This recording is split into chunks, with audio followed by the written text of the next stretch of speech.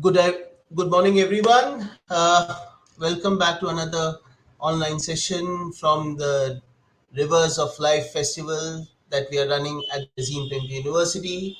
The Rivers for Life Festival is an initiative by the university to foster discussions and deliberations on issues related around water and different aspects to it. We are on the 10th date today. We have all these multiple programs running, multiple tracks, seminars, discussion, exhibitions, musical performances.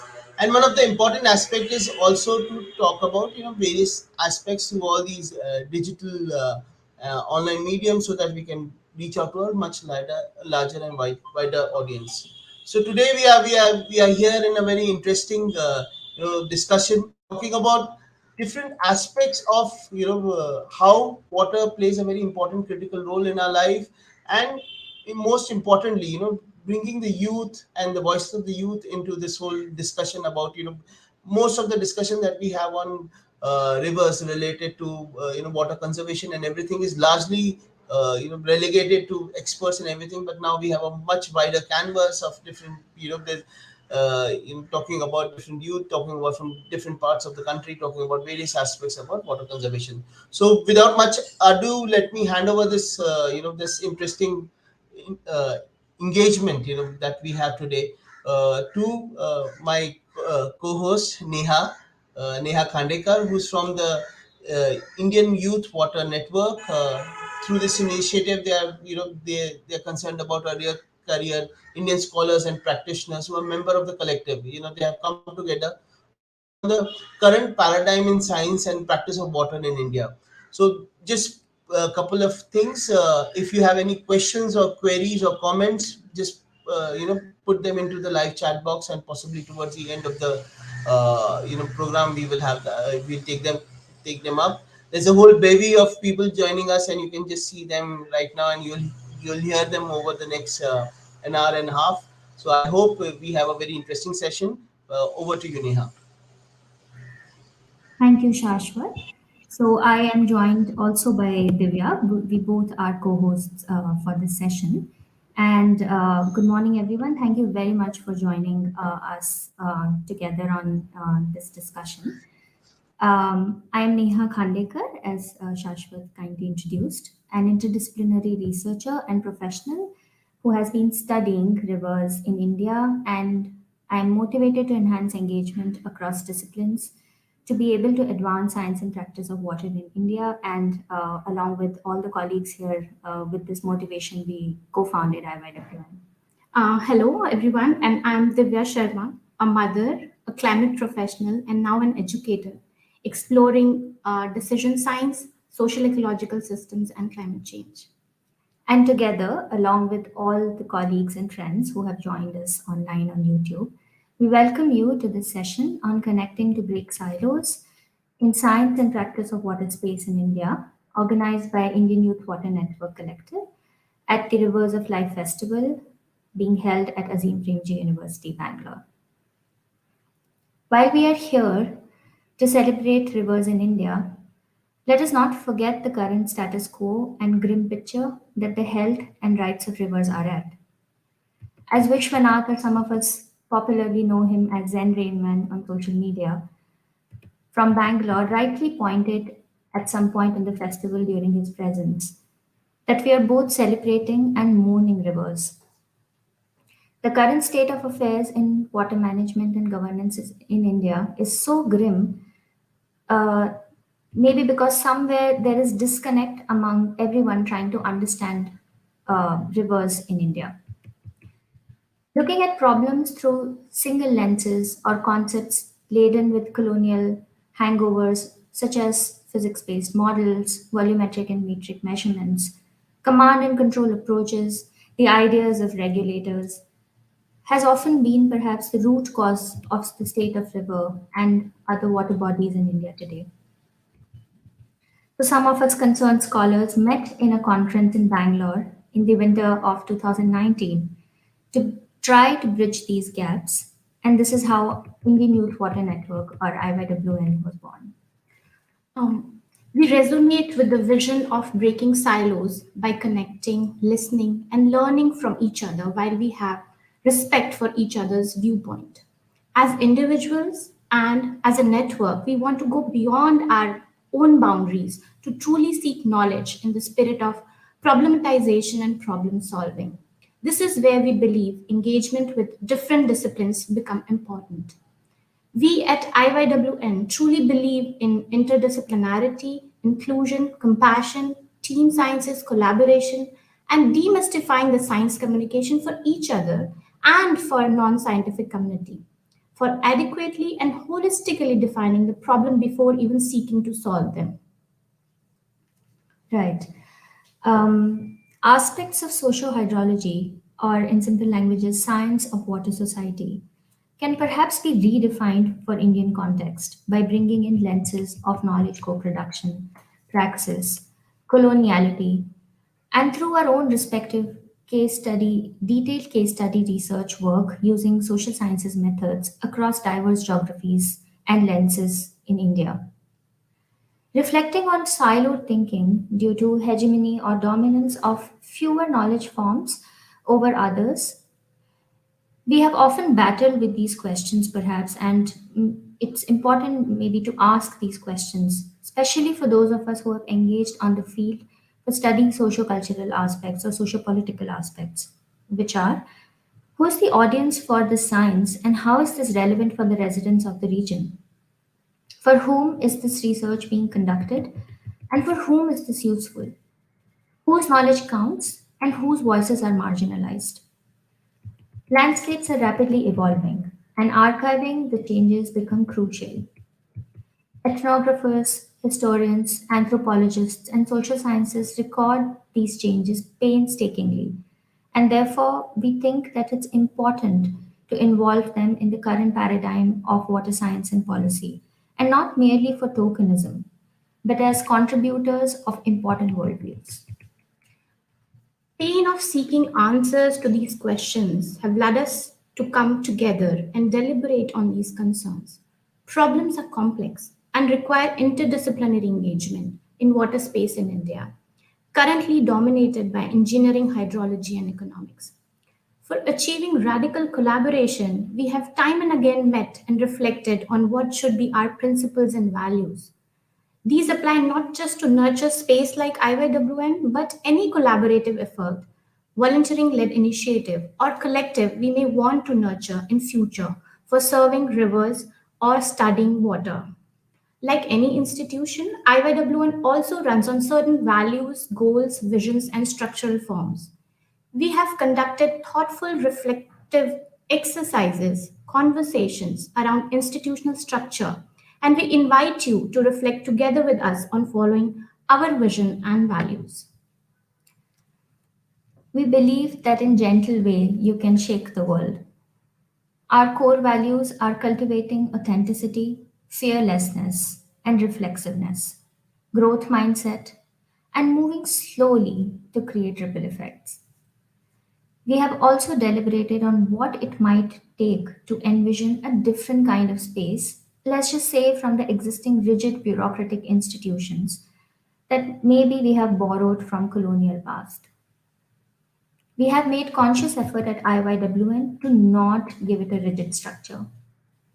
As one of our mentors rightly pointed out in the very beginning when we were forming IYWN, that science does not happen in committees.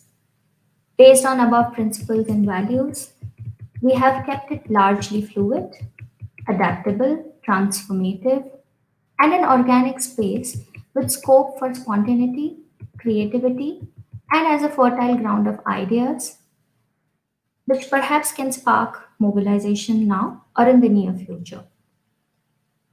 As active caregivers, energizers, and initiators, we have shown up time and again within IYWN to continue to nurture and maintain this as a safe space.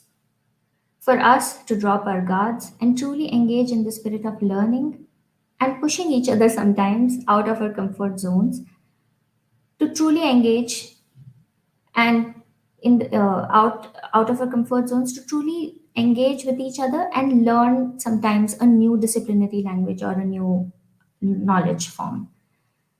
We believe this can really help in envisioning a different future, a path for philosophy, science, and practice of water in India. One thing which connects all of us here at the panel and at the audience is the pain of seeking truth. Through research, activism, or journalism, we are seeking to understand the reality in our own ways. Through this upcoming discussion in the panel, we want to draw the attention of early career researchers and students that we should learn from each other's domains and create synergy for holistic knowledge generation and solution creation. As the saying goes, if you want to go fast, go alone. But if you want to go far, go together. We think with this panel discussion, we want to emphasize on coming together and encouraging working together with team spirit. And as we move forward in this discussion now, each speaker will highlight various facets and aspects of water through their own work and engagement within the network, touching base on several aspects like youth, gender, society, braided with sensibilities around larger rivers of life thematic going on at the festival at the Azim Premji University. Each panelist will share their perspectives for 5 to 6 minutes, followed by a moderated discussion. And we'll also be taking the questions and answers shared with us through the live YouTube chat by Renan and Ritu, our colleagues. So, with that, we will no longer wait and invite our wonderful friends here one by one. So, firstly, we have Anav Vora joining us to share his perspectives. Anav, over to you.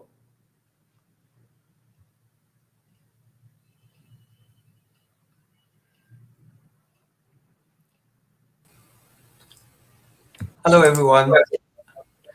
My name is Anav, and I'm currently doing a PhD in water resources engineering at the University of Illinois Urbana-Champaign. And prior to this, I was doing a master's at IIT Bombay. My work up till now has been focused on things like determining hierarchical controls like climate, humans, topography, on surface water partitioning, and approaches on incorporating effects of climate change on rainfall runoff model parameters. Currently, also, I'm working on modeling human interferences into hydrology. Essentially, what I'm trying to say is I primarily come from a hydrology perspective. However, I often thought about how my research is applied in practice, what actually occurs beyond my research focused perspective. And the Indian Youth Water Network, IYWN, in my opinion, offered just that. It provides a platform for everyone, irrespective of whether they are early career researchers, practitioners, stakeholders, anyone in a field related to water to come together and collaborate. Breaking silos is what we've often called this, but to me personally, it essentially means discussing the same idea or event from various different perspectives. From the time IYWN started, I think we have tried to have activities that motivate these cross-disciplinary conversations. And I think the Rivers of Life Festival is a very good platform to talk about this and how youth coming together and talking about all these can actually break silos. So the first of these activities is what I remember is the book club. And we called it a book club. I think a better name could be just a reading club. But the idea was that every 2 weeks, we used to pick up a book or a book chapter, an article, a blog, etc. And we used to discuss what we found was most interesting in it. So we discussed books like Everyone Loves a Good Drought by P. Sainath and Cultivating the Nile by Jessica Barnes. I remember how one of our book club meetings led me to learn about an entirely different field that I wasn't even aware existed, political ecology.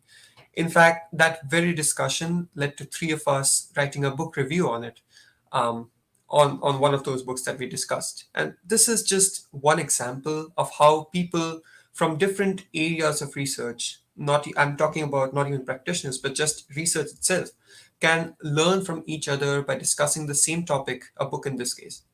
And the only thing we require to do is to bring these people together and get them to talk, which has been IYWN's motive all along: bring youth together, to talk about water issues from different perspectives, see what they say, and perhaps come up with solutions. Um, Another one of these activities, in a similar vein, is the organization of a series of talks on an array of fields. And each of these was not organized to be unidirectional, in which just the speaker was speaking. We had a great focus on Q&A sessions, as we intend to do today in this panel discussion that we are very grateful to be talking at, where we could discuss the talk's content and see how it was interpreted by different people from very different research foci. Guided by these talks and our mentors and our internal discussions, we have tried to keep many of these activities going on and create something that can convey our thoughts on the relevance of breaking silos. We contributed to the National Water Policy in 2020, and now we are trying to write something and throw some light on the relevance of breaking silos through multiple case study examples sourced from practitioners, academicians, early career researchers, and other stakeholders. I'm very excited about the fact that we haven't lost our momentum, and I believe that youth across the country can create such groups together to discuss their ideas about research on water, and perhaps that can motivate further discussion and solutions which are specific to India, which can include all these cross-disciplinary communications that we've been having. And I hope that can happen in the future. I hope we can do as well as we have been doing up till now. Thank you, and over to the next speaker in the talk.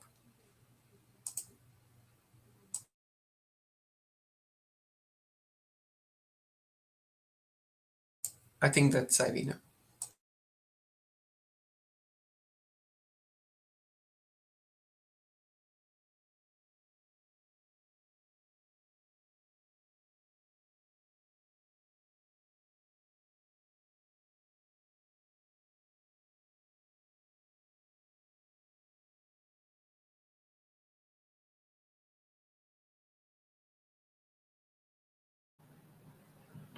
Right. Next speaker is Saivina, one of our co-founders from the network. We request the organizers to add her to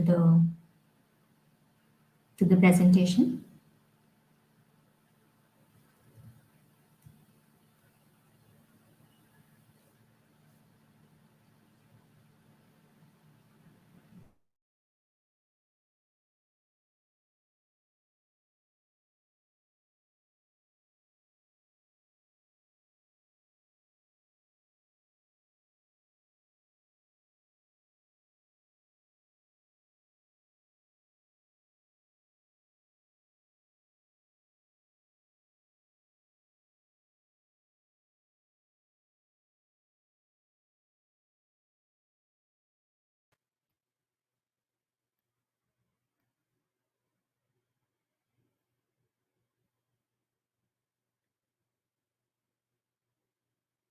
Okay.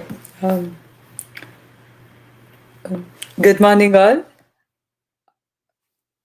I'm not sure if I'm audible, but I'll start talking. So, thanks, Neha, Divya, and Anna for all the details. I feel most of it, what I want to talk, has been said by you. But so, coming first about me, so I'm Savina. I'm a postdoctoral scholar at University of California, Davis.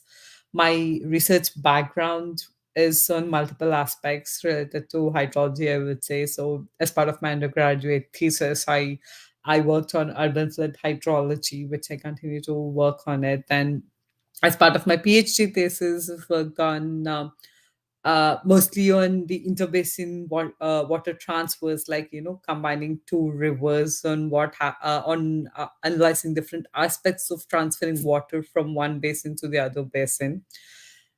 And and yeah, so right now, as part of my postdoc, I'm most of you must know about the that California is a drought region, so I'm working on how to adapt with climate change to the already existing droughts and extreme droughts in California. My relation with IYWN is very special. So I was, as Neha mentioned, I'm one of the co-founders of IYWN. I've been working with the activities from the beginning. So I think Anav spoke about the activities. So what I'll do is I'll talk about how the network has started and how we have come this far. So we just met in a conference. Like Neha was, I think, until 2019 winter, Neha was a stranger to me. So we randomly met, and we thought there must be some network where we could discuss with each other. We could I think what I felt was important was what research was going on across the world is mostly interesting, but at least within India, what people are doing and what we are missing. And with that idea, we started this Indian Youth Water Network. So I remember the first time we met, the idea was like, okay, we start the network and we just have a small conference as part of the network. And we were scheduling the time period for the conference, what events to have for the conference. Unfortunately, COVID hit, and due to COVID, we couldn't do any offline events. But I would say it was challenging, but I think we did a great job in maintaining the relationship, pulling in people. So I mean, we have a Gmail and we have a mailing list with more than 200 people across India who from different backgrounds. So I'm a hydrologist, but then we have people as social activities practitioners, eco hydrologists, socio hydrologists, and social sciences. So different fields that where water is related. So though water looks simple, it's complicated. It has multiple elements, multidisciplinary research is going on around water, and we know the importance of water. Like, what would imagine our lives without water, or imagine with the impacts of the extreme events. If there was no one managing it well, it would be worse. We know how the impact of floods was.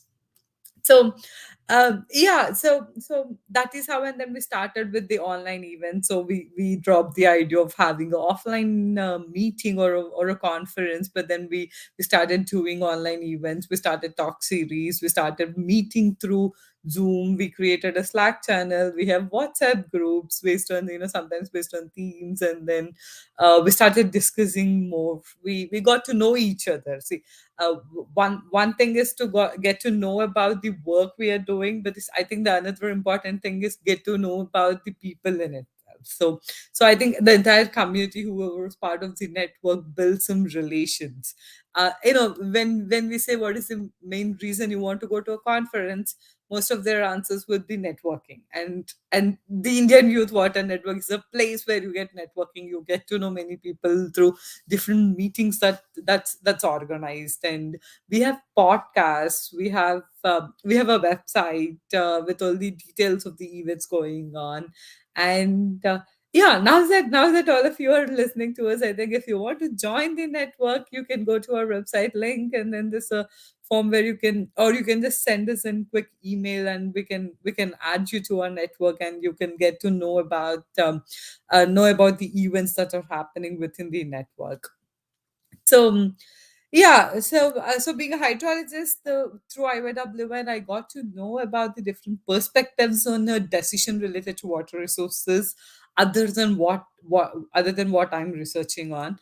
And in the network, we have a diverse group. So as I mentioned, we have a diverse group, and it's not only those researchers from India, but then we also have some PhDs and other researchers. See, like right now, I'm in the US. I'm not in India. So we have people from other countries, like mostly Indians, but they're from other countries who are working there. And then they try to, when they join the meetings, they try to give the perspectives on what kind of research is going on there, and then how that's relevant or different with respect to Indian perspective.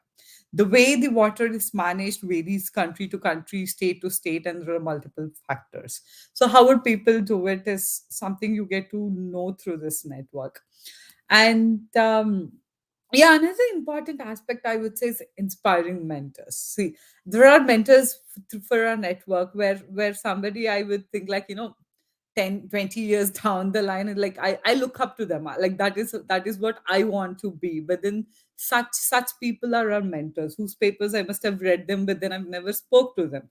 I just got to know their names through the literature review I'm doing as part of my research.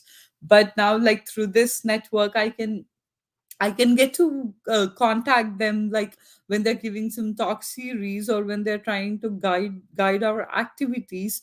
We may like I get to interact with them, and I get to also listen to their comments and their perspectives. That improves my thought process.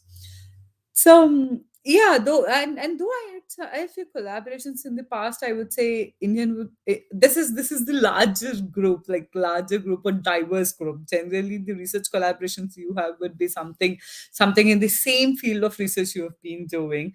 But then within IYWN, it's a larger group. It's a multidisciplinary research, and because of that, I get to know some new terms. There are like when we are working with this paper on breaking with silos, I think there were a few terms which I didn't know what that was, and I Google and then try to understand and learn about it. So it gives a learning opportunity, I would say, and also it gives you to get engaged with the community. And yeah, I think yeah, we have a YouTube channel too. So the talks have we have mentioned in some of the events, some of the panel discussions we've been participating. All of them are available on our YouTube channel. And yeah, I think other details.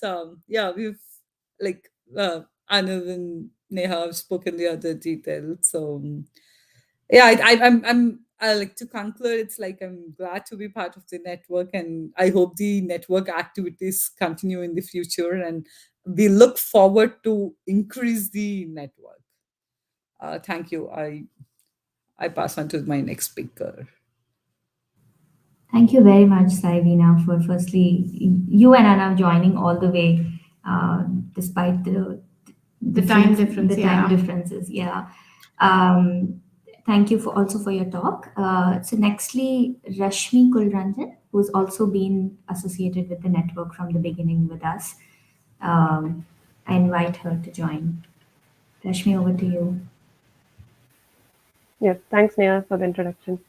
Hi everyone, this is Rashmi. I'm a PhD student at A3 and I work on urban lakes. So my work basically focuses on understanding how the lake system in Bangalore function and how do stakeholders make decisions around these.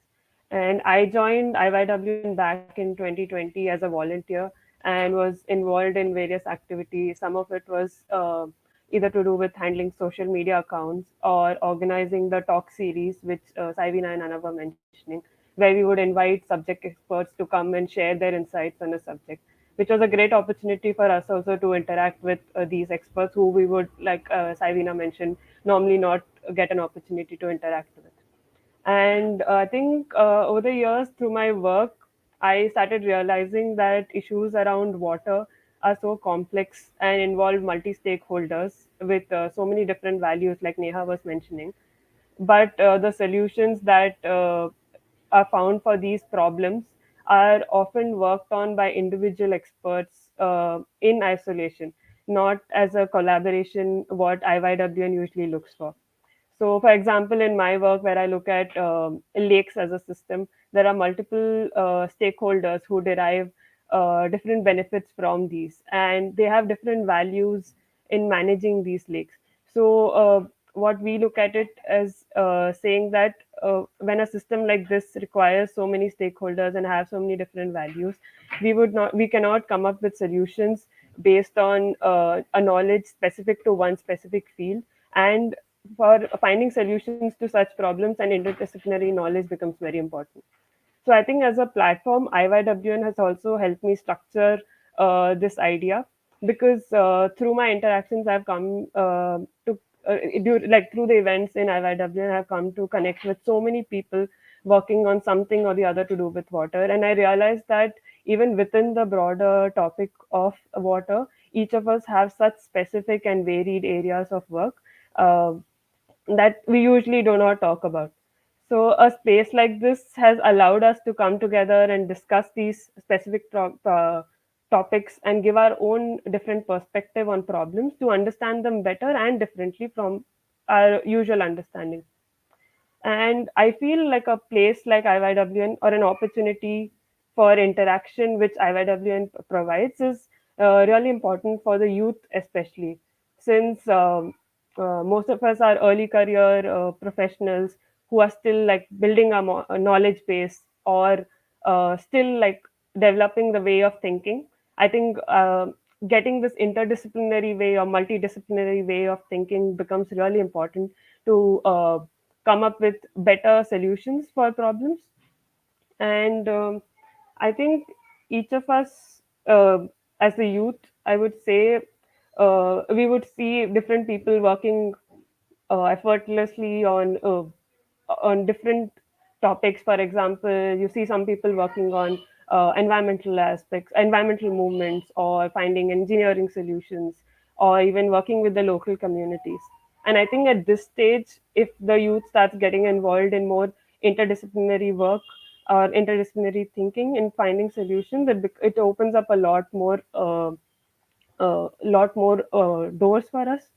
It also, I think, helps to break this rigid framework of working.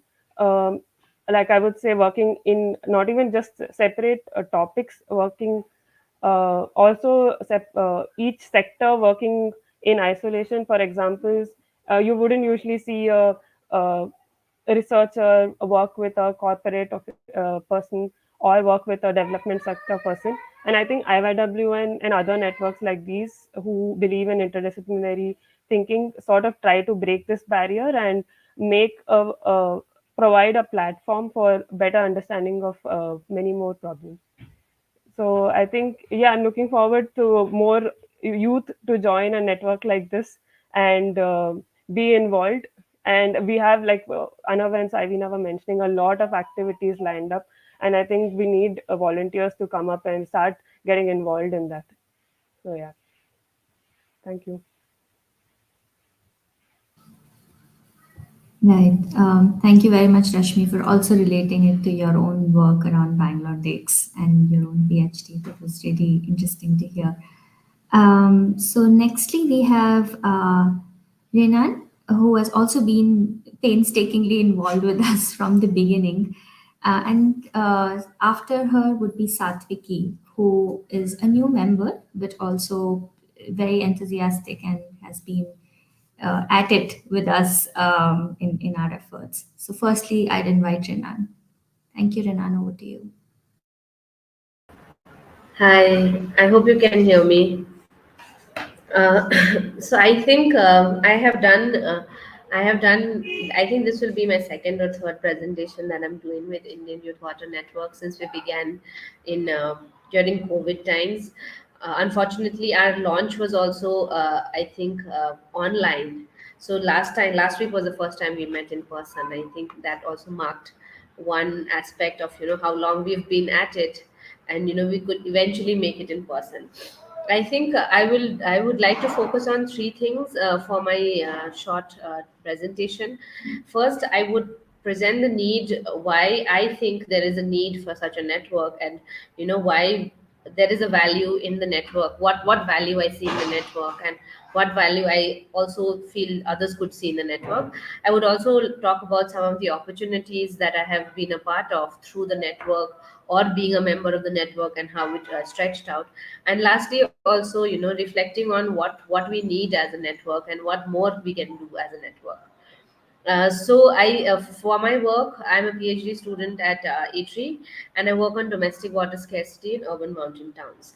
So for me, what has been the challenge, especially on field, is one thing is the difficulty of finding information, and finding information in the way, since only certain kind of information are considered valuable, or they mostly say, like data should be numbers, and numbers should be crunched. So I feel that kind of perspective on data is also has on the one hand created difficulty for us in valuing different kinds of information as data. And also in the sense that even it's but it also, you can also see this happening in the higher ups, where the people who essentially provide you funding will ask you where is your data, if you do not present numbers to them. So I think that is where we as a network have come collectively, and time and again, you know given space, and also acknowledged that there's not just very few. There are multiple forms of data, and every data has a value of their own. So I think that is where IYWN comes in, and different people coming with different experiences and different methods of the different methods. For example, we have Saivina and Arnav who are working on hydrology, and we have Rashmi who's working on lakes. We also have Siddharth who's not here, but who does walking as a method, where he collects data, and then we have the rest of us doing mixed methods and all that. So I think it provides us a space and a listening space to all of us. So having done that, what also has come up is, as a member of IYWN, I have also we have certain conferences where there was one conference under UNESCO, which was global change in cities, where they wanted a youth steering committee where I could be a member of. Why? Since I was a member, I was connected to the Indian Youth Water Network, and we were able to provide a youth, like how we had done the water policy, where we provided our inputs on the water policy from a youth perspective. We were also able to do a call for action at a global level with the Omega conference that happened in Paris last year. Secondly, not only at international level but also at a very local level, and I think Smriti will be coming up next, as well as Ritu, who's here, have been a part of the Ganga Brahmaputra Meghna Basin Youth Basin Ambassadors, where they were already the Youth Basin Ambassadors, and I was also a part of their learning forum, where they brought in different aspects of the transboundary aspects they had studied. So through such activities, we have also connected with our colleagues from Bangladesh, Nepal, and other parts of South Asia, as well as Pakistan and Bhutan, and as well as the Mekong Basin. And so lastly, even though we have had a good run, but I think we sometimes, of course, because it's a voluntary organization, and there are ups and downs, and sometimes there are times of slack. But I think when there is a need, we can always pull up our socks and come together. So I think that is one thing that we have in common. And what we have I think what we see right now is, maybe even if you just got if you saw the first grid with all our faces on it, there we still see there is a lack of representation. We need people from I think we have a good gender balance, but we could include more.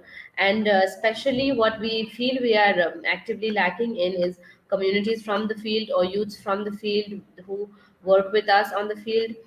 Most of us might not be experiencing the problems that we are researching. So I feel, if we can provide space for that, that is one thing we are looking forward to. And yeah, I think yeah, that's that from my end. Thank you. Stop the camera.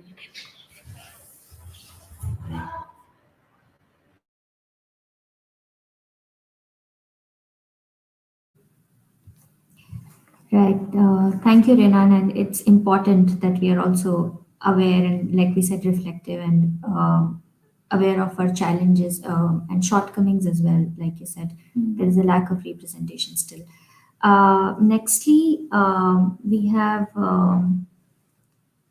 Kaushik joining us.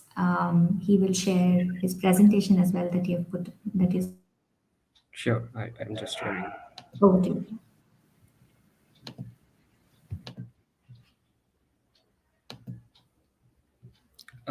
Yeah, can you just confirm that you can see the screen?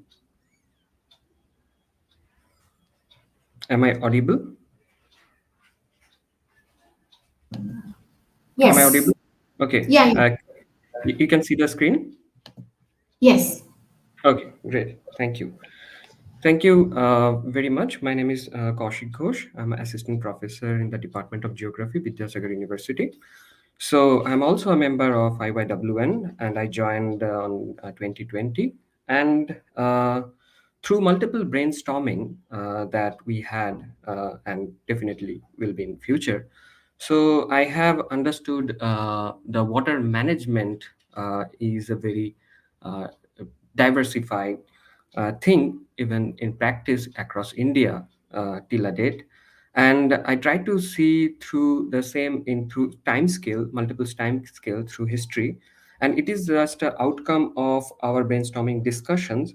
So before going to explain what I have drawn here on behalf of IYWN, I would just like to ask all the participants, all the uh, uh, all the members over here, just to write down in the chat what you can see from this, because your perspective is important. That's what IYWN used to do. It allows diversified of thought of different things. So before I would make you biased what I have drawn here, however, it is a little bit guided, but what you can see, you can write it on the chat box. Well, so I would just like to explain water management in India through time scale. It is basically the history and where are we now.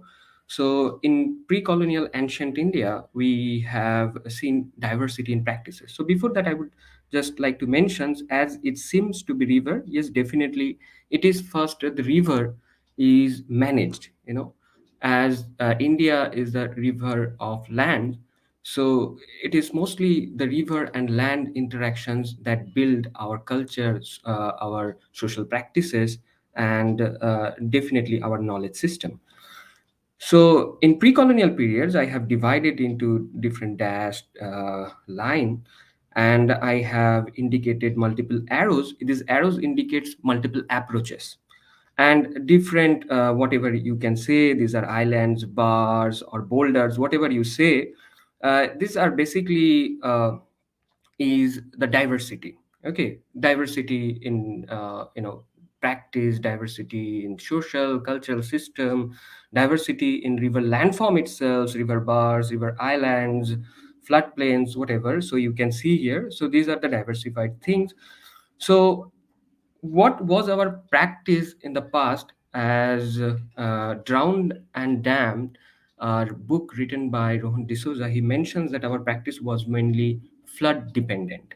And we used to have this inundation irrigations or overflow irrigations, and the river water was diverted to the floodplains, and it demonstrates that we were connected to our lands with the floodplains.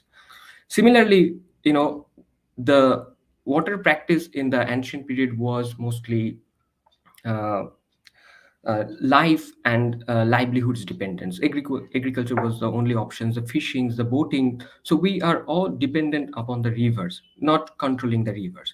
But when the Britishers came and they tried to see water as a resource, water for exploitations, water to control, and it just stopped water to distribute the water sediments. The water, it carries the sediments and the minerals, and it stops water to the lands. And not only this, it also stopped water to recharge, to for the groundwater. As we have constructed multiple irrigation canals, you can see the straight lines of the irrigation canals. So these canals are basically made of concrete. It does not allow water to penetrate for water recharge. So this is what there are many disconnections, delinking we have created with these British engineering constructions. Another thing that is most important that we discussed, that siloed approach is begins in the colonial period only.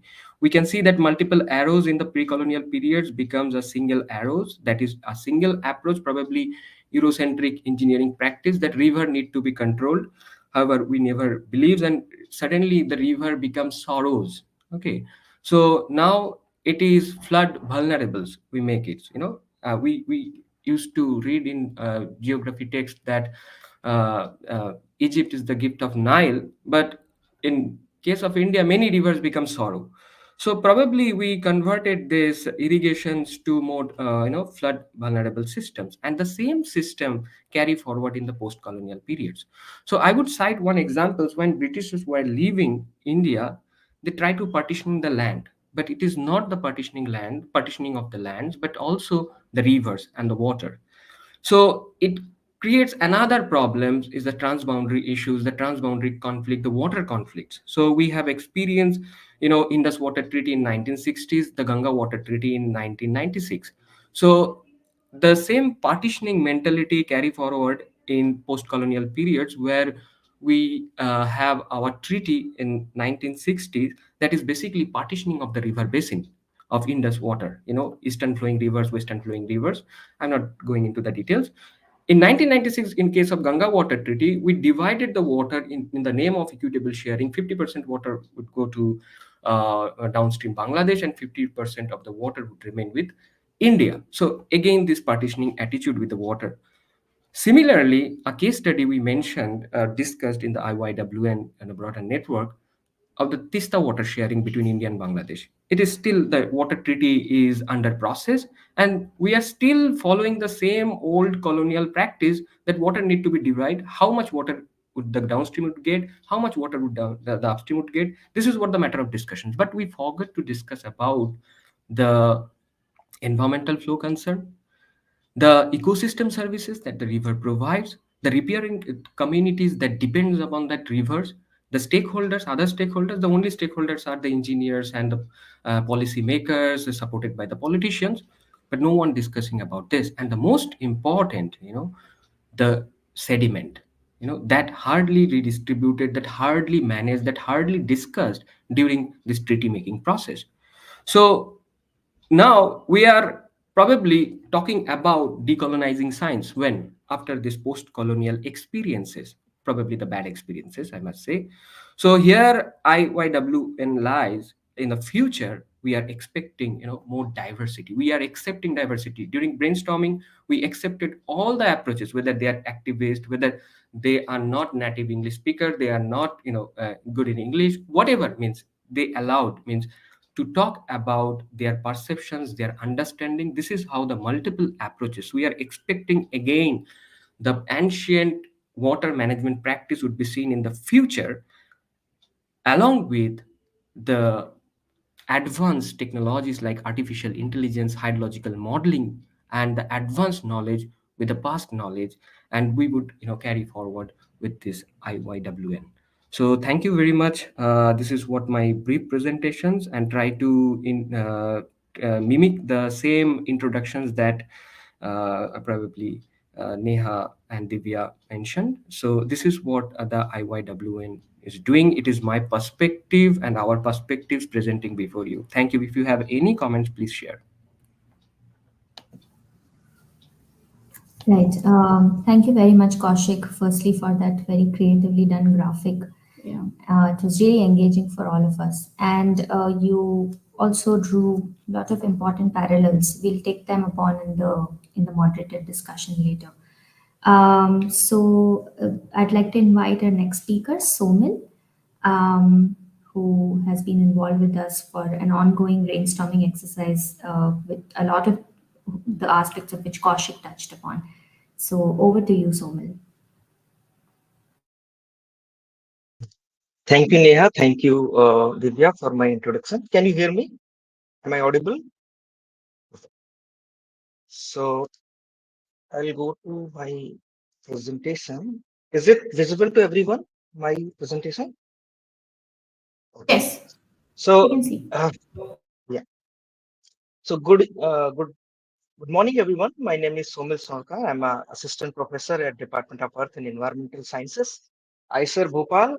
Before ISER Bhopal, I completed my PhD from IIT Kanpur, and I spent some time at IEC Bangalore, ICWR, as a postdoctoral studies. I have involved with the IYWN very recently in 2022, and the objective of IYWN attracted me, breaking the silos in water and hydrological sciences in India. That is why I joined IYWN. Today, I am going to talk about what we are doing at ISER Bhopal and what we are looking at the Ganga basin and their modified hydrological regimes in the Ganga. So when we talk about a river, which is basically which concern the most is the floods, particularly very relevant for the northern river Indian basin, which is Ganga. What we are seeing, the floods are increasing very rapidly, And some of the reasons are can be we can correlate with the climate change, and some of the reasons we can also correlate with the anthropogenic activities because we are also living too close to the river system. So my objective here in at ISER Bhopal understand what are the effects caused by the warming climate on the hydrology of the Ganga basin, how human activities has altered the hydrology of the Ganga, and what are the sustainable strategies to deal with these modified hydrological regimes.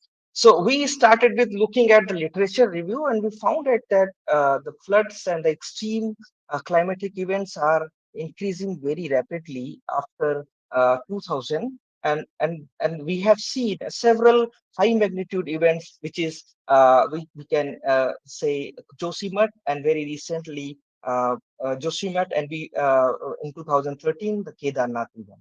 So, which suggests that these events are very increasing very significantly. Uh, when we have looked at different component of the rainfall, it suggests that the extreme precipitations are very much increasing very significantly in the mountainous part, specifically in the eastern part of the Ganga River basin. Then, when we looked at the human activities, particularly in the upper Ganga basin, we have seen that a large number of dams are planning for future, which means we are planning several smaller size, bigger size dams in the whole catchment or whole upper region of the Ganga. But we do not know what is the effect caused by these dams on particularly river flow, water flux, sediment flux. Then we have to basically have a very correct idea about how these in present structures are influencing the hydrological behavior in this way. So we have also looked at what is the effect caused by these dams in the flow of river Ganga at Devprayag and Rishikesh, which suggests that there is a significant anomalies we observed in the flow because of the dams activity, particularly in the low and moderate flows, which we do not see in the rainfall data at all, which means that whatever these artificial or changes are occurring there, it is because based on the human activities there.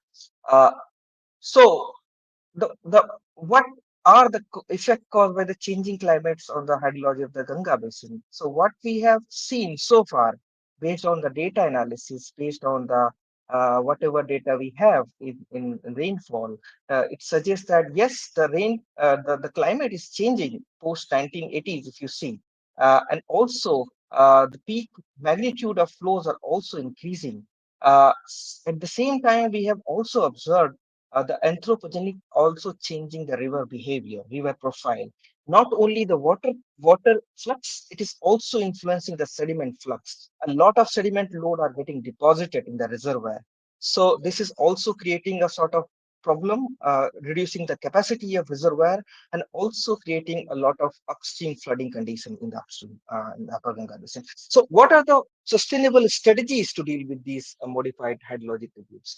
So many panelists have indicated that we have to move to a kind of interdisciplinary approach to have an understanding about uh, how the evolving condition of flood can be dealt. So here, what we have done a sort of case study in the lower Ganga, where what we have observed, we have used the geomorphological concept and hydrological concept in GIS framework to understand how we can propose a kind of a method to stakeholders to basically identify those regions where we are facing a frequent flooding event and how we can manage these flooding events in the downstream part of the Ganga.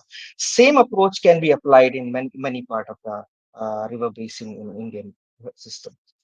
So this is what I would like to present, and thank you so much for your attention. Right. Thank you very much, Somil. We have engaged with your paper in the ongoing brainstorming exercise, like we said. And this is a very good example of how biophysical sciences can also be used to understand what we have done wrongly in our current infrastructural planning. We'll engage with your paper more in the moderated discussion. I think it'll be interesting. Thank you so much. Uh, right. Thank you. Okay. So next speaker is Ritu. I'd like to invite her to share her perspectives. She's also recently joined our network, but I think because of her own past experiences of being involved in youth led coalitions and initiatives, even around gender, it would be interesting to hear you, Ritu, now, your perspectives. Over to you. Thank you. Uh, yeah, am I audible? So hello everyone. My name is Ritu. I'm an early career researcher, and I am basically focusing on transboundary rivers, and I study the geopolitics of water sharing, and I also look at feminist perspectives on water in the transboundary context. So I would like to begin by a very personal anecdote. Just last week, when I got up and I realized that there was no water in the tap, and incidentally, my mother was also not at home. And it was at that moment I realized that water and women are so similar that you realize that their importance only when they are not there. So, in that sense, I see how that's how I relate water to the feminist perspectives. Now, talking about youth networks, my association with IYWN is very recent, probably last 1 month, when the earlier founders reached out for new volunteers. That's how I joined. Before that, I knew Renan, and she was invited to the Trosa event. That's where I got to know more about the work that is happening through this network. So, as we talk about water in India, but we do realize that most of the northern rivers are transboundary rivers. And managing a river within a political boundary is not a very feasible idea since water is always flowing. So, with this idea, we were working with Oxfam's Transboundary Rivers of South Asia or TROSA network, and some of us were selected as youth basin ambassadors, and we got to talk to and interact with other youth basin ambassadors from Nepal and Bangladesh. And that is where I realized how our nationalistic perspectives, even though as scholars, are somehow influenced by how the nationalistic perspective does creep in our research work, even though we are reading and kind of trying to be aware of the different research paradigms. And when I was actually talking to my now friends from Nepal and Bangladesh, we realized that the same problem, for example, floods in Bihar, is something which is very close to my heart, and I research around it. How Nepal blames India for leading to water shortage and hydro hegemony in the region, and at the same time in Bihar, it is the narrative is that the floods are caused by Nepal. So when a cross boundary interaction happens, these kind of narratives can be challenged, and the youth have a very important role to play here because state politicians and the first 3 tiers are somehow limited by the very logic, and they cannot have an open interaction, and that is where youth come in and they can really share their stories and build a more regional perspective.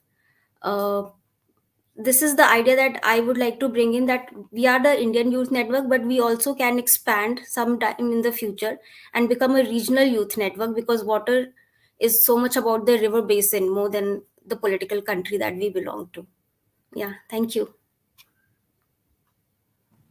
Thank you, Ritu, also for painstakingly managing the social media in the background.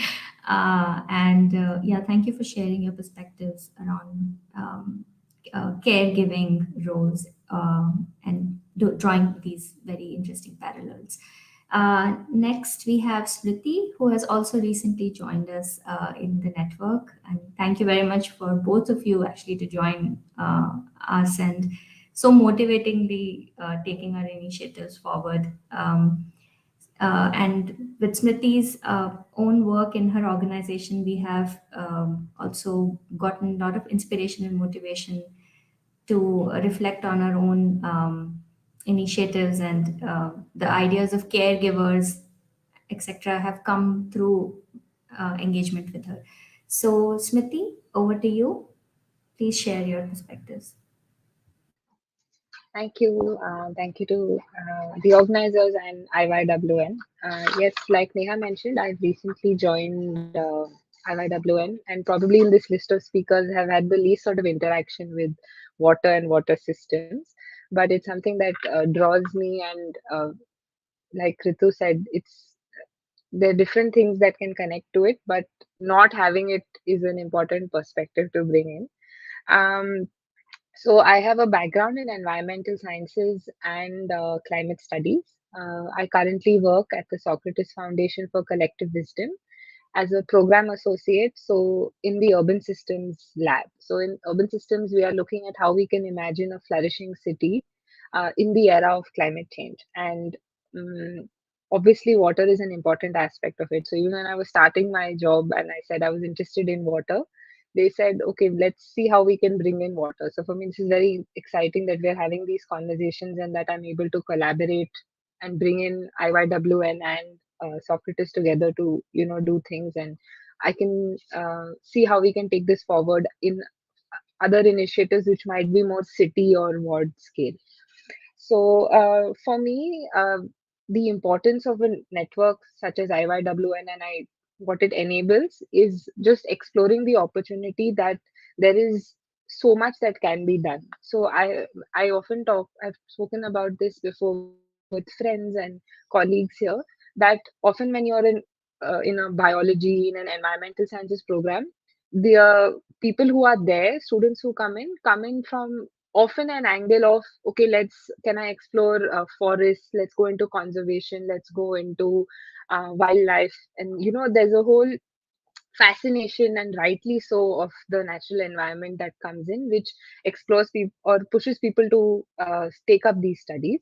But then there are some of us who appreciate it and acknowledge the importance of it, but don't necessarily find the same interest in it, and we are left and wondering, okay, I don't fit into that bucket, but what can I do more if I am a student of environmental sciences? And that's where I think a network like IYWN really can come in and say, listen, that's one aspect, but there's also water, there is also climate, there is also these different intertwinings that are coming together to work on in the space of environment. So I see the network as a way in which we can engage with early career students who are just trying to figure out where to go in this field, and show them that water is an aspect which might not be immediately apparent in courses, because they try to cover the breadth of a subject such as environmental sciences and not really the depth. So I really see value in the network, and how we can take that forward is something that we've been having discussions about. The other thing that other speakers have also shared and shed some light upon is that it gets us to think about water in different ways. So for Sairina to say that, I looked up terms that I might not know while we were working on a paper together. Similarly, while working with Ritu on the TROSA project that Neha has also mentioned and Rinan mentioned, I learned of a new way of looking at water, which was through newspaper reports. So we were analyzing the newspaper articles from these three countries, India, Nepal, Bangladesh, to see how transboundary waters are reported and what narrative that creates in our heads. So I live in Bangalore and I've lived here all my life, but even in my head, the narrative that had reached was that Nepal releases water and that's why Bihar floods. But that's just very, narrowed point of view of what they want about water to reach to us, or why a certain cause is there. But when we have a more nuanced discussion, when you talk to people across these three countries, you realize that there is just this constant blame game, and no one is actually interested in resolving it. But the people who are facing the consequences are also being fed this narrative and then being used for their own political gains.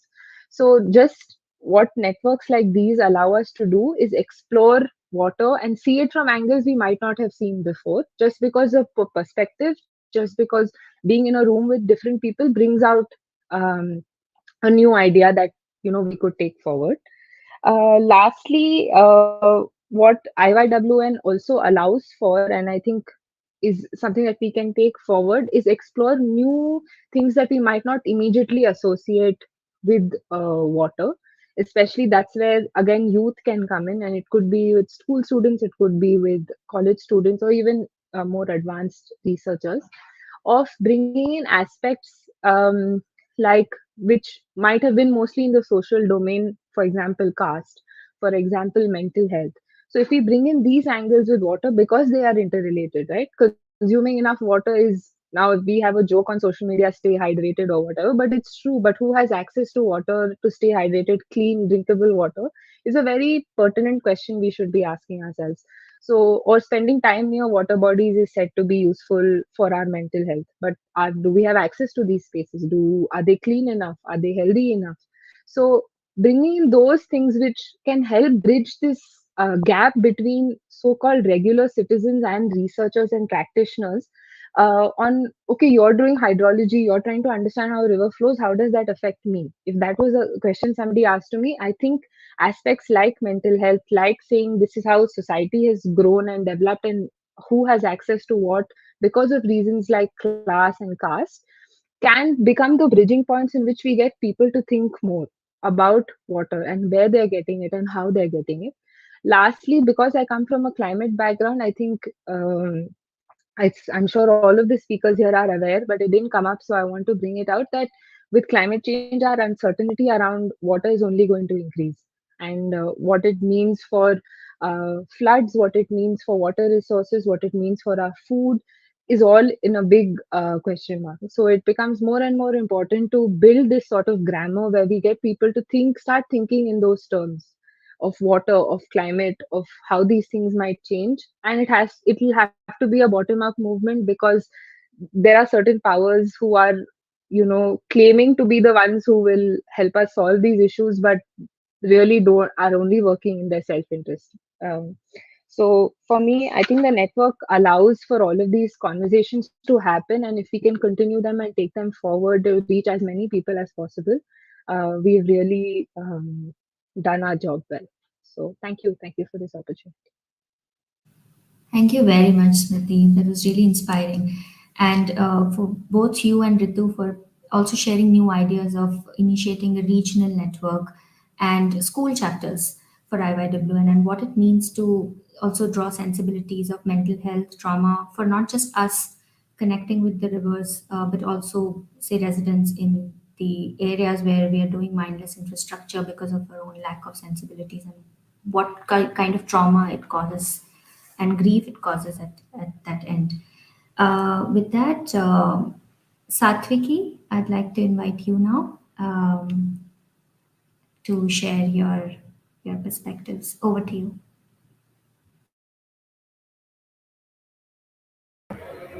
Thank you, Neha. I'll just, yeah.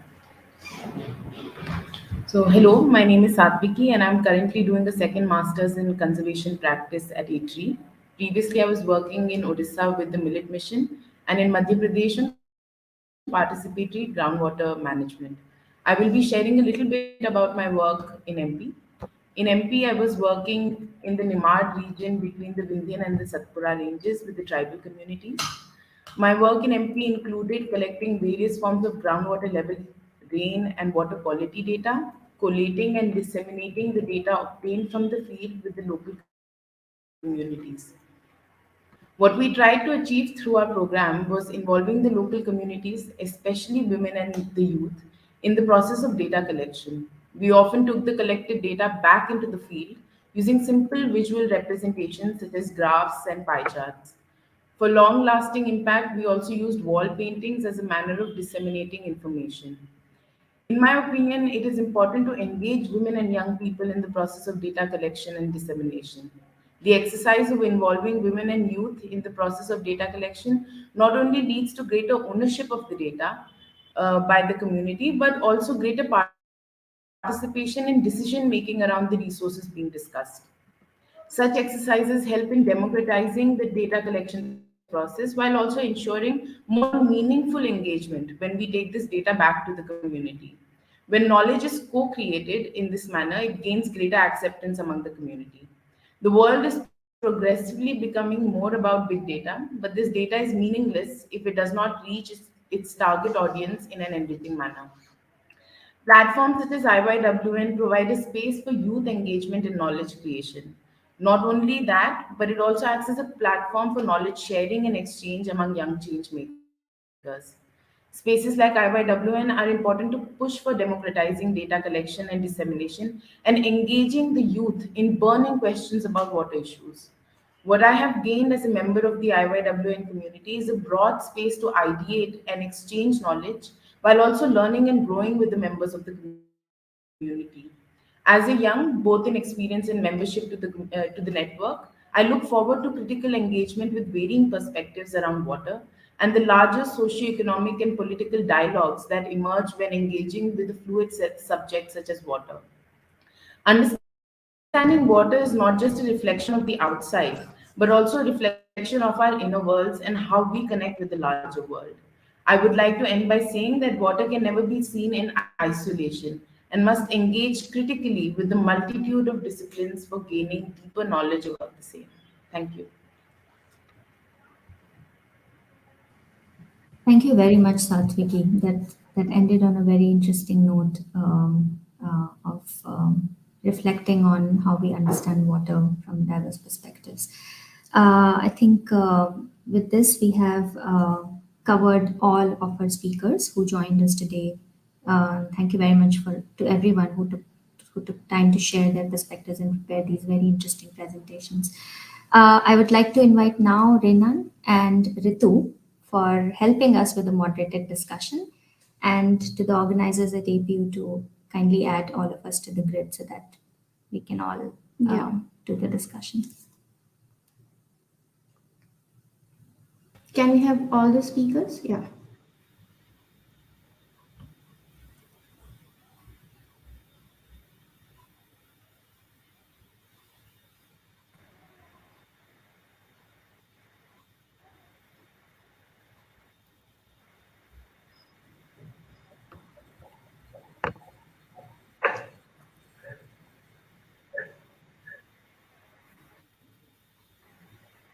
Sure. Should we begin? Yeah, I think currently, if for all those watching our YouTube live stream, if you all have any questions, kindly put it in. For now, I think we have one question for Professor Somil. The question reads: A lot of climatic events are due to anthropogenic influences. How do you tease apart the nuances between both? This is from Chandrima Home. Yeah. So, so anthropogenic effects on hydrology in two ways. Broadly, we can divide. One is because of increasing GHG gases, greenhouse gas emissions. It is basically accelerating the hydrological cycle. That is the one way. And second is basically we are changing the land surface response, either because of the land cover change or building some structures there. So here, what we are looking particularly at changing the land surface response, and that basically propagate a large flood event in the upper Ganga basin or upper mountainous part of the basin. So using the data analysis team or using some hydrological modeling, we basically do such kind of things.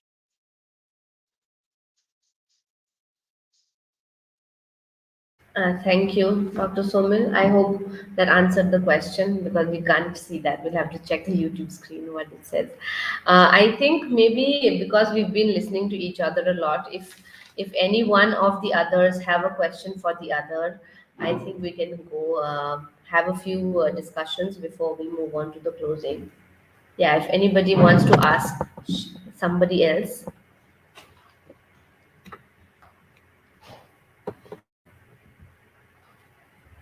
Um, yeah, maybe we can think over it for a second, for some time. I think what I could also see was in terms of very a lot of similarities between work, probably between Dr. Somil and Kaushik, but also I think we also have had Professor Jinia who has been a mentor. And I think that kind of work, because she works on sediment flows, but she works at it from a humanities perspective. So I think that would be something very interesting if Kaushik and Dr. Somil are willing to willing to engage with. And yeah, I think because overall, I just have been thinking about, how different ways in which we can have interactions among ourselves and maybe produce something for ourselves. Uh, I think, and I had a question for Smriti. It's not a question; it's just a point of discussion about how because the work that you're currently doing is at like a ward scale, which is, I think, it's smaller than any of the scales. Maybe it's somewhere between household and urban local bodies.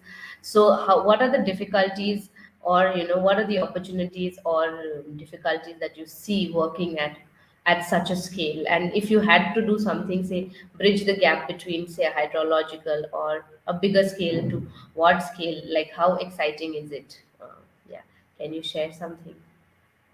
Yeah, no, just in fact, just today morning we were discussing on how we can bring in the aspect of even climate and water and environmental indicators into a conversation at the ward level, right?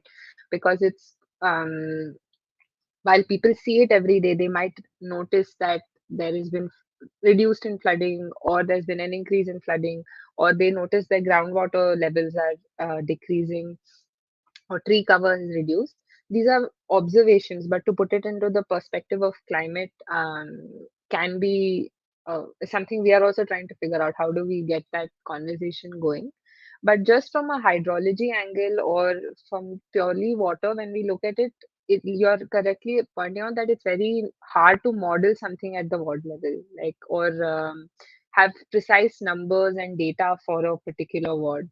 So we are also thinking along the lines of, can we have certain, you know, quick and dirty numbers to at least start the process going, where we say, okay, if we were to go to every apartment and ask them, what is your borewell depth? Have you, increased? Have you had to dig further to go down and increase the capacity? What is your consumption? What is your dependence on uh, Kaveri water supply, which is from the parastatal agency, or are you completely dependent on the borewell? Or going into areas and asking how many times a month do you have to bring in a um, tanker water because you've run out of both. I think these are some figures that we can bring in. And then if we are able to put it into the scale of a city, so if we have this for 2 3 wards, and if they're adjacent wards, or maybe because Bangalore has so many, like, has this whole valley system, and like Rashmi has been doing, the lakes are connected.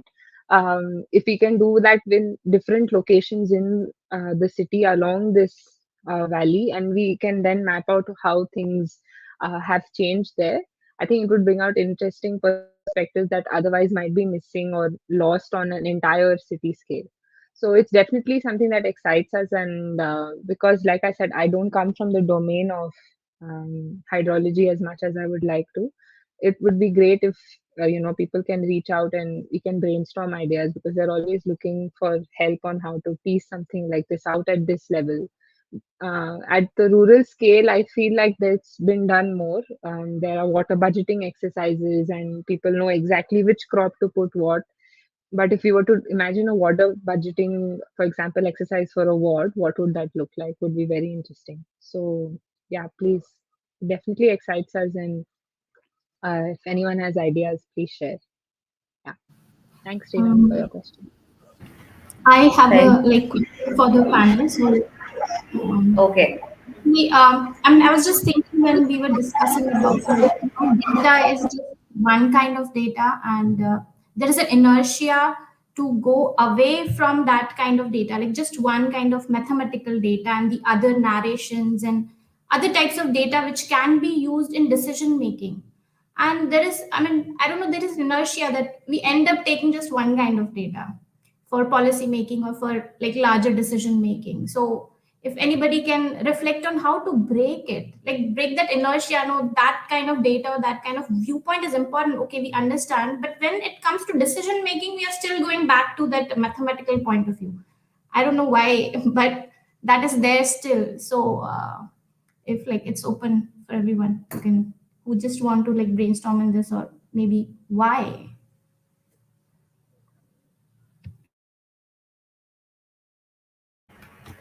So, what I believe is that water also has social and historical components to it, and a lot is lost when we go with just mathematical data, like you are saying. So, a lot of narratives, a lot of stories around how people relate with water. It has also spiritual significance in many aspects. So, that those aspects then get lost if we don't, record oral histories or don't take into account narratives and stories that people are bringing in spaces. So we need to be, as practitioners, as researchers, be mindful of taking into account the ambit of data that we can get, other kinds of data, and not just mathematical data, but also other kinds of data that we can get from the field about water. So that's something that we should definitely be mindful of.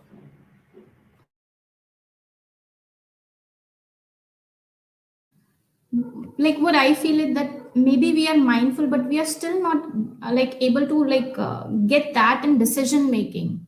So yeah, if Dr. Somil or Kaushik can reflect that, still we have that kind of, if we are doing a research or so how to get in that perspective as well, in maybe in a very engineering oriented or GIS oriented or that kind of research.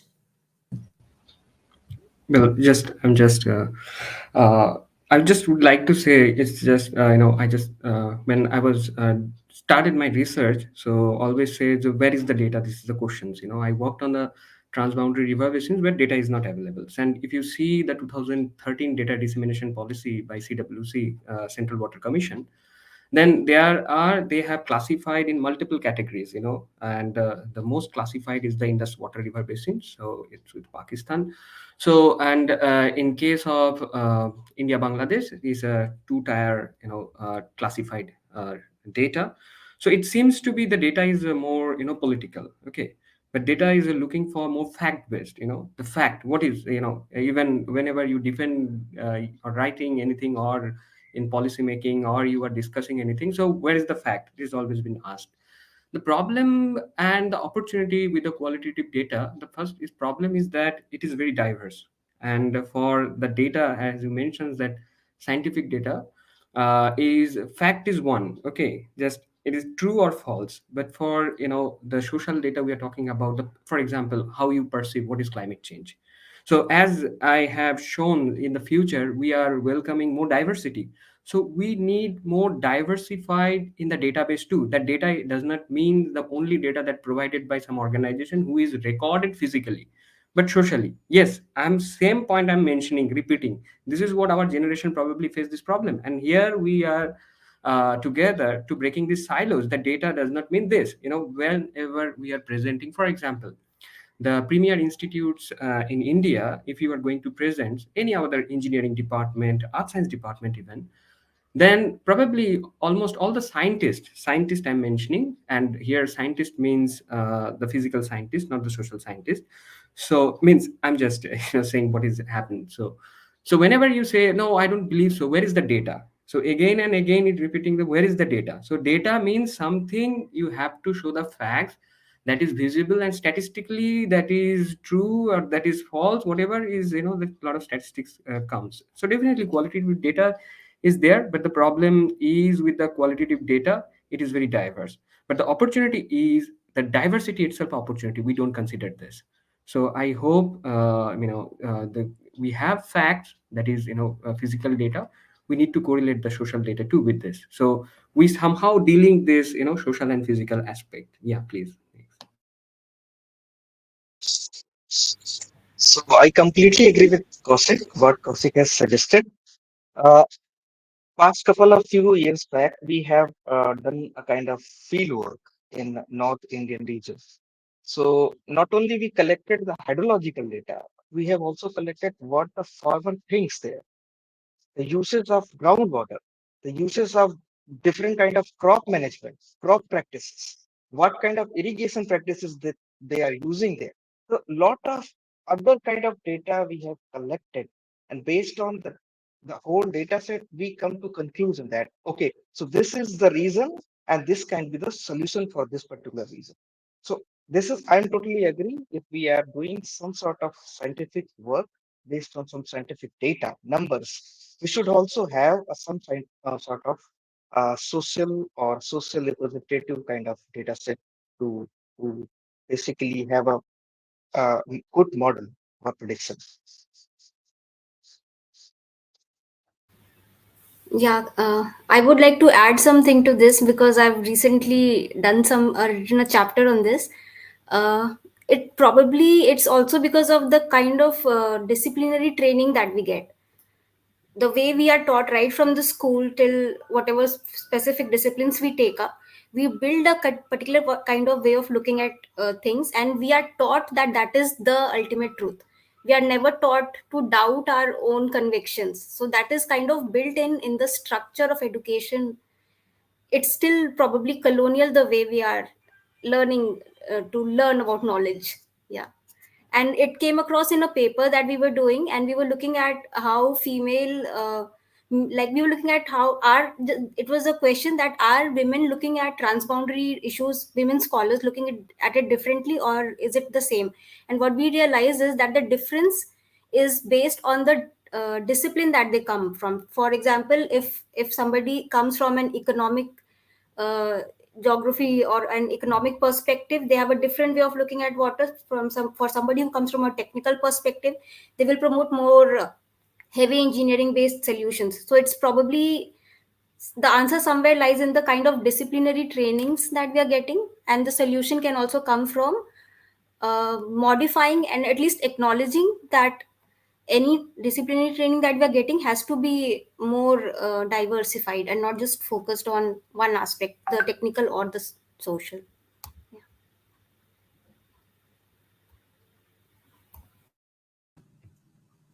Right. Thank you very much for this very interesting discussion. With this, we have come towards the end of the program now.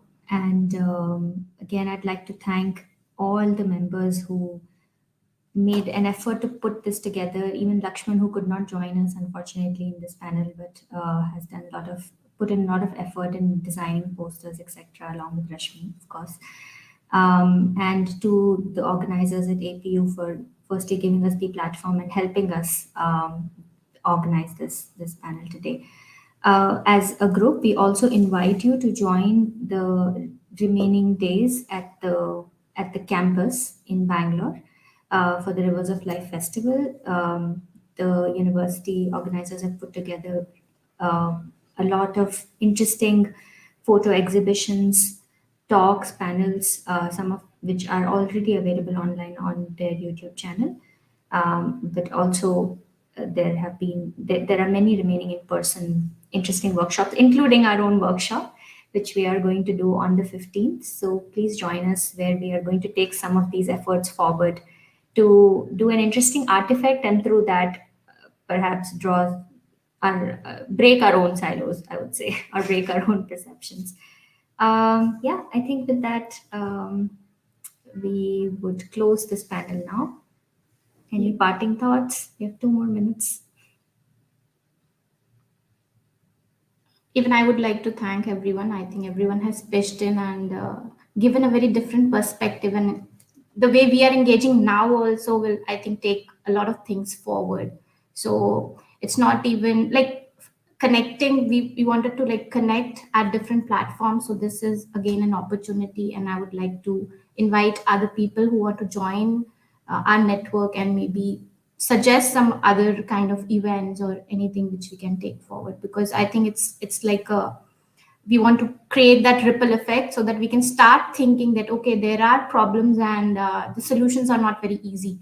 So we have to brainstorm again and again and engage, keep on engaging. Okay, why this is not still happening?